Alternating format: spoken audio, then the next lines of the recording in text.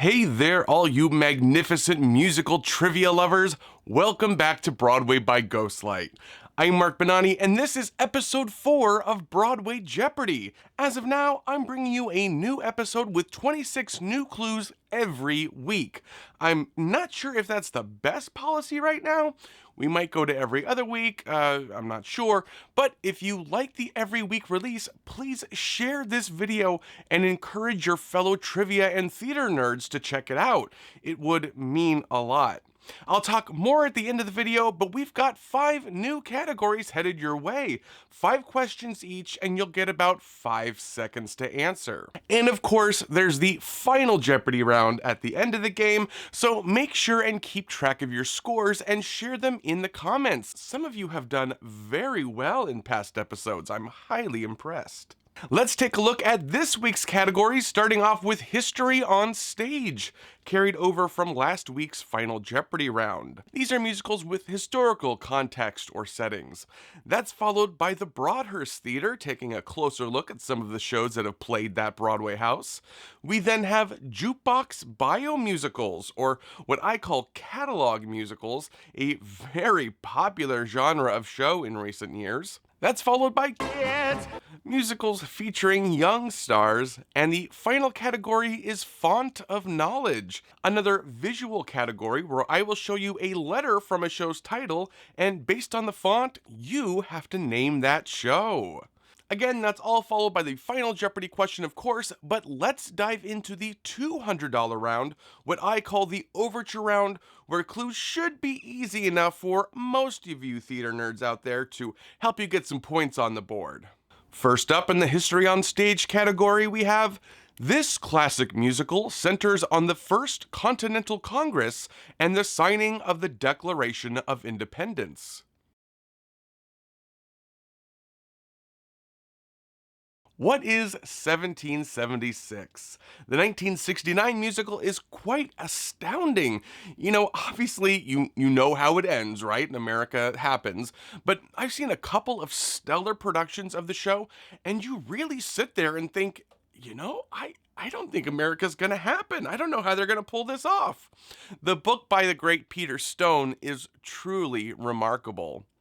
Next up, in the Broadhurst Theater category, we have the clue, this global phenomenon featuring the songs of ABBA transferred to the Broadhurst from the Winter Garden Theater. Yes, what is Mamma Mia, of course? I managed the merchandise for Mamma Mia on Broadway for over 4 years, including the move to the Broadhurst. All in all, I've had to listen to well over 1,600 performances of that show.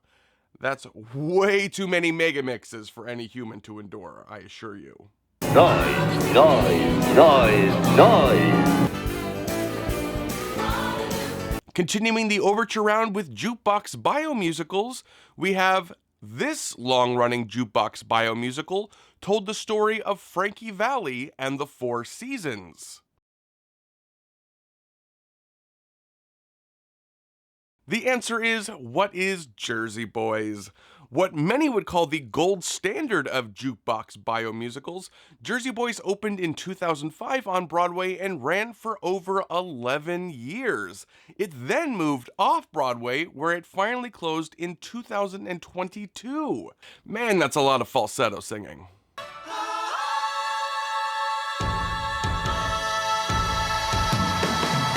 The $200 clue for the category is, this 1977 musical is about an optimistic red-haired orphan set during the Depression.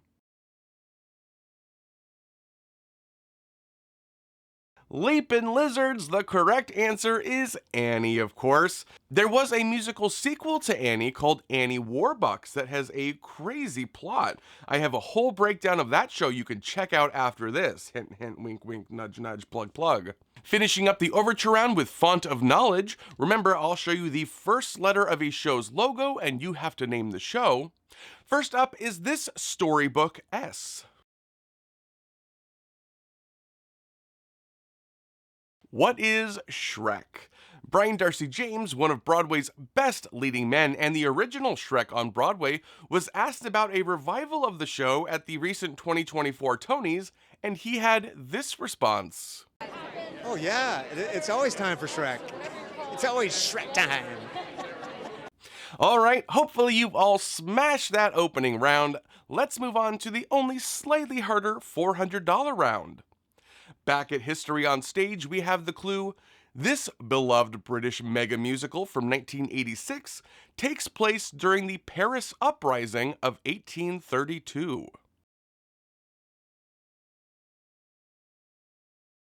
What is Les Miserables? Okay, be honest, how many of you are just now realizing that the musical doesn't take place during the French Revolution? It's a common misconception. I blame the public school systems, but yes, Les Mis is actually set during the Paris Uprising of 1832, also known as the June Uprising. Because it's June, June, June, June, just because it's June. Moving on to the Broadhurst Theatre, we have this musical about the life of music icon Neil Diamond finishes its run at the Broadhurst Theatre on June 30th, 2024. The correct answer is, what is A Beautiful Noise? Actually, if you're watching this on the day it comes out, the show still has a few performances left before it closes, and then the show will embark on a North American tour starting in September. The $400 clue for the Jukebox Biomusical category is: this musical about the Queen of Rock and Roll features the songs Private Dancer and River Deep, Mountain High.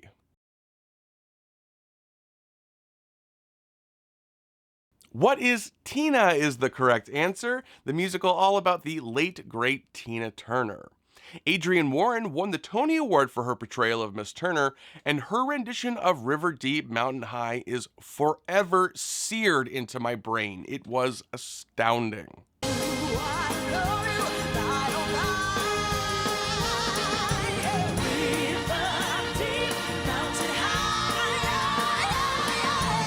Up next in the kids category, the clue is Spider-Man actor Tom Holland was one of several young British actors to play the title role in this dance-heavy musical based on the film of the same name.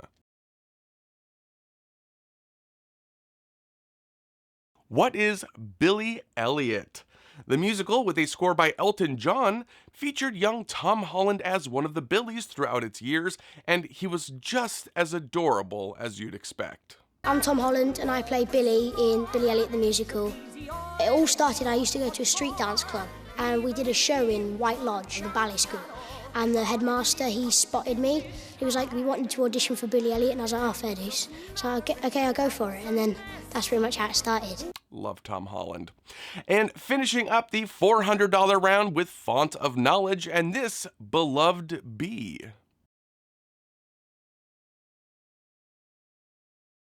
What is Back to the Future the Musical?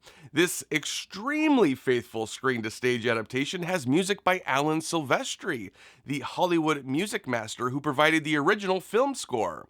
It was pretty thrilling to sit in a theater and hear that classic music be played by a live orchestra.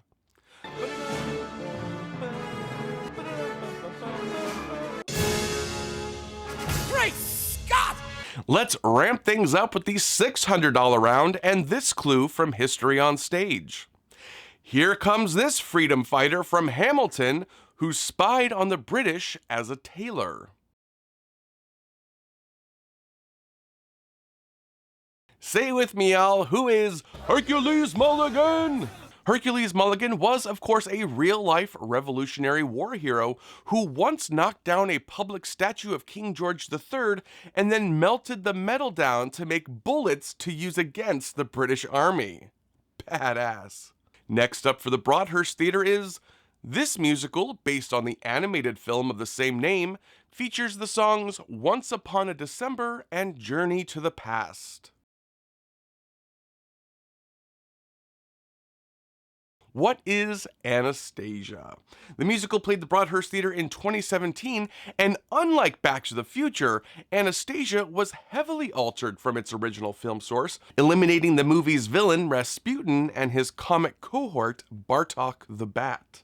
The $600 clue for jukebox biomusicals is, in The Cher Show, Jared Spector originated this role, Cher's famous one-time husband and co-star. Who is Sonny Bono? Yes, one actor for Sonny Bono, but three actresses for the leading lady Cher. A definite trend in bio jukebox musicals is having three people play one role at different stages of life. The three Chers were nicknamed Babe, Lady, and Star. Onto the kids category. The $600 clue is, the young protagonist in Matilda has to deal with a selfish family, sudden magical powers, and this terrifying school principal. Who is Miss Trunchbull? Yes, the terrifying Trunchbull who sends kids to the chokey willy-nilly was played by Emma Thompson in the excellent film version of the musical. If you haven't watched the film Matilda, the remake, the musical, I highly recommend it. We can SBL how we like. If enough of us are wrong, wrong is right. Everyone Norty. We're a little bit naughty. And finishing off the $600 round in the Font of Knowledge category, we have this colorful H. What is Hairspray is the correct answer. The musical opened on Broadway on August 15th, 2002. I saw the musical on August 16th, 2002, and it was electric. One of my favorite memories from that night was as Matthew Morrison first started to sing his song, It Takes Two. Two girls were sitting in front of me, and just like out of a cartoon, they both went, putting their heads together. I mean, I felt like I was at a Beatles concert or an Elvis concert. It was great. All right, it's time to really turn on the heat with the $800 round. But before we do, please take a quick second and like this video if you're having fun. It really goes a long way to helping out the channel and these videos. And if you have a score of over $3,000 in fake money, you are now legally obligated to share this video on social media. Those are the rules. I don't make them, I just enforce them. Okay, the $800 round, here we go. Circling back to history on stage, the clue is, this sweeping musical based on E.L. Doctorow's novel of the same name features real-life figures Evelyn Nesbit and Harry Houdini. What is Ragtime is the correct answer. The musical, with a cherished score by Lynn Ahrens and Stephen Flaherty, might just have the best opening number in Broadway history, or at least the top 5.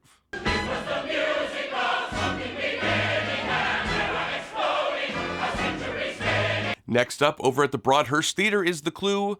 The original play Auntie Mame, later adapted into the musical Mame, starred this old Hollywood icon both on stage and in the film version. Who is Rosalind Russell? Miss Russell created the role of Mame Dennis on stage and in the film, and I have to say the film version of Auntie Mame is legit one of my top 3 movies of all time. It just might be the funniest movie ever made, and I cannot recommend it highly enough. Oh, you must hear his new symphony, the Pastoral. It has real airplane motors and live sheep on the stage. It's devastating, simply devastating. Oh, you've met our guest of honor, Vladimir Klinkoff, Mrs. Klinkoff. Yes, of course. Then you've met. The $800 clue for jukebox musicals is, in Summer, the Donna Summer jukebox musical, 3 women played the title pop star, including this recent Academy Award winner and Tony host. Who is Ariana DeBose is the correct answer. Miss DeBose, of course, won the Oscar for playing Anita in the remake of West Side Story, and she played the middle Donna Summer in Summer the Musical. Like the Cher show, the title role was divided up among 3 actresses at different stages in the pop star's life. Here, the different Donnas were nicknamed Duckling Donna, Disco Donna, and Diva Donna. Moving on to Kids, the $800 clue is this novel-based musical from 1991 featured Daisy Egan as Mary Lennox, a role that would earn her a Tony Award at the age of 11. What is The Secret Garden? Yes, at the ripe old age of 11, Daisy Egan won the Tony for Best Supporting Actress in a Musical and became the second youngest person to do so. Frankie Michaels, who originally played young Patrick Dennis in the musical Mame, is the youngest, beating out Miss Egan by only a few months. Onto the Font of Knowledge category and the final $800 clue, we have this red S.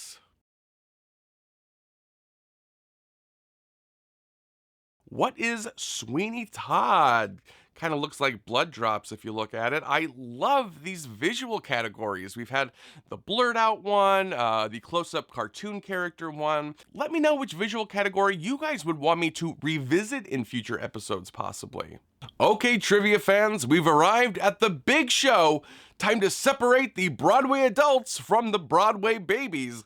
It's the $1,000 round. So very dramatic. Good luck, everyone. We start with the final clue for History on Stage, and it's this dark musical from 1990 features the songs The Ballad of Guiteau and Unworthy of Your Love. What is Assassins?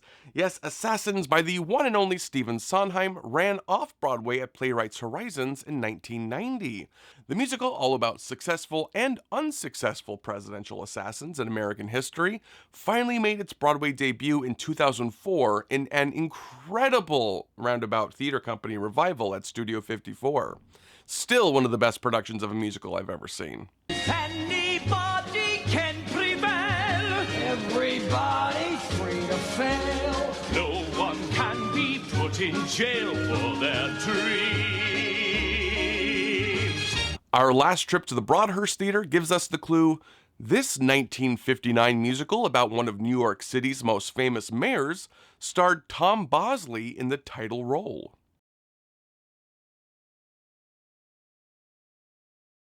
The answer is, what is Fiorello? Fiorello is a wonderful show that surprisingly has fallen way out of the public consciousness. The musical won the Tony for Best Musical, tying with The Sound of Music, and the show also won the Pulitzer Prize for Drama. If you haven't heard the song Politics and Poker from Fiorello, go listen to it. It's one of my all-time favorite show tunes, and I think one of the funniest songs from a musical ever. How's about we should make Jack Riley the guy? Which Riley are you thinking of, Jack B or Jack Y? I say neither one, I never even met him. I say, when you got a pair of jacks, bet 'em. Finishing up the jukebox biomusical category, we have the clue, music mogul Berry Gordy has been a character in several biomusicals like MJ, Ain't Too Proud, and this musical all about Gordy's music empire. What is Motown the Musical? Motown opened on Broadway in 2013 and was a big hit with audiences. The show shocked the Broadway community by closing after only 2 years while it was still raking in the dough. The show returned to Broadway in 2016, but its momentum did not, and it shuttered after only 3 weeks. Yikes. The $1,000 clue for kids is this quirky off-Broadway musical, written by Maurice Sendak and Carole King, features the songs One Was Johnny and Chicken Soup with Rice. What is Really Rosie? This charming little musical started out as an animated musical special based on the stories of author Maurice Sendak and set to music by the great Carole King.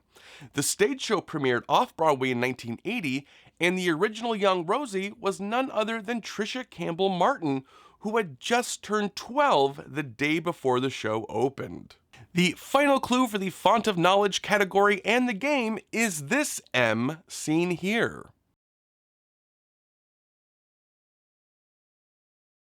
What is The Music Man is the correct answer. I've always loved the show's original drawn artwork. The art is by David Klein, who did the artwork for several Broadway shows, including the original Cat on a Hot Tin Roof, The Most Happy Fella, and Brigadoon. But he is perhaps best known for his work with TWA Airlines that you see here. And that leads us to the final Jeopardy round. How have you all made out so far in this game?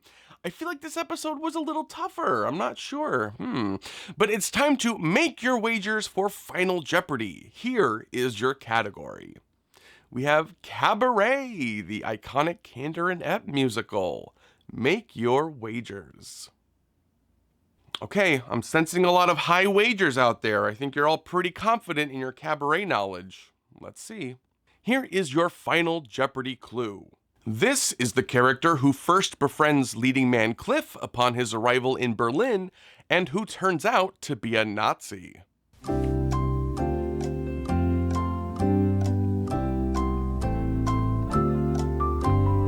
The correct answer is, who is Ernst Ludwig? Ernst starts out as a really nice guy, but as is sometimes the case with nice guys, he turns out to be a literal Nazi. Bit of a spoiler if you haven't seen the show, I guess. Sorry about that. All right, folks, tally up your final score and write it in the comments. Again, I love hearing how you guys did. And if you want to see these Jeopardy episodes continue more regularly, please share this video with a fellow theater nerd. Give this video a like and make sure you're subscribed and hit that notification bell so you won't miss the next Broadway Jeopardy episode. A big thank you, as always, to my patrons over on Patreon. I'll be turning to them soon to choose some categories for future episodes, so check out the links in the channel description to join the Patreon if that interests you. I know I've been saying I've been working on the next Broadway breakdown forever, it seems, but I promise. They just take time. I have to get them just right. Hopefully it will be worth the wait, though. But until next week, I'm Mark Benani. This is Broadway by Ghostlight. Thanks for playing.